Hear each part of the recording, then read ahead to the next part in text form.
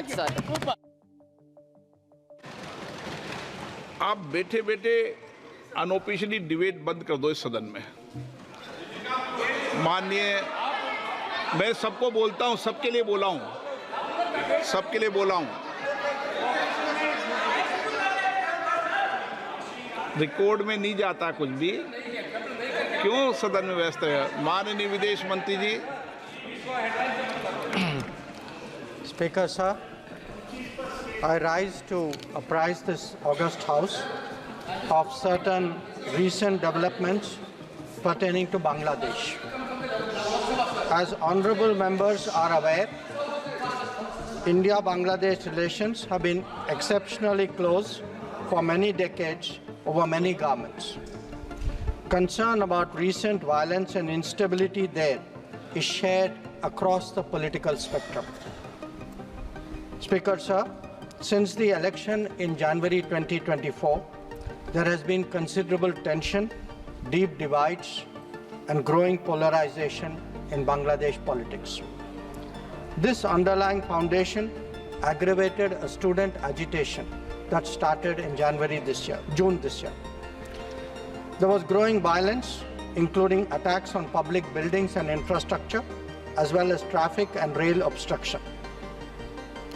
The violence continued through the month of July. Throughout this period, we repeatedly counseled restraint and urged that the situation be diffused through dialogue. Similar urgings were made to various political parties, political forces with whom we were in touch. Speaker, sir, despite the Supreme Court judgment on 21 July, there was no let-up in the public agitation. Various decisions and actions taken thereafter only exacerbated the situation.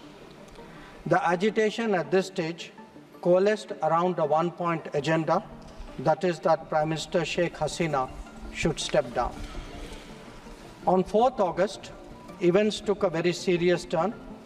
Attacks on police, including police stations, and government installations intensified even as overall levels of violence greatly escalated. Properties of individuals associated with the regime were torched across the country.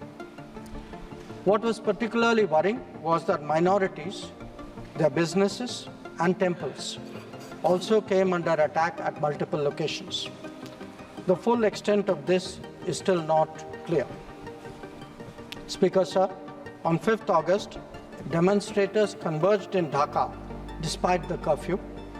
Our understanding is that after a meeting with leaders of the security establishment, Prime Minister Sheikh Hasina apparently decided to resign. At very short notice, she requested approval to come for the moment to India. We simultaneously received a request for flight clearance from the Bangladesh authorities. She arrived yesterday evening in Delhi. Speaker, sir, the situation in Bangladesh is still evolving. The Army Chief, General Waqaruzzaman, addressed the nation on 5th August. He spoke about assuming responsibility and constituting an interim government. We are in close and continuous touch with the Indian community in Bangladesh through our diplomatic missions. There are an estimated 19,000 Indian nationals who usually live there, of which about 9,000 are students.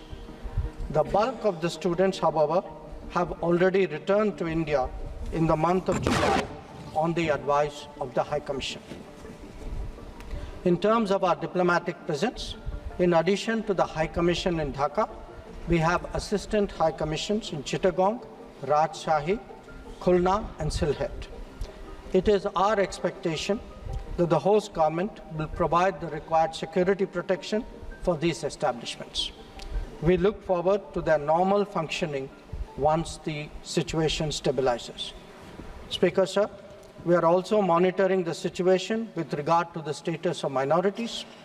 There are reports of initiatives by various groups and organizations to ensure their protection and well-being. We welcome that.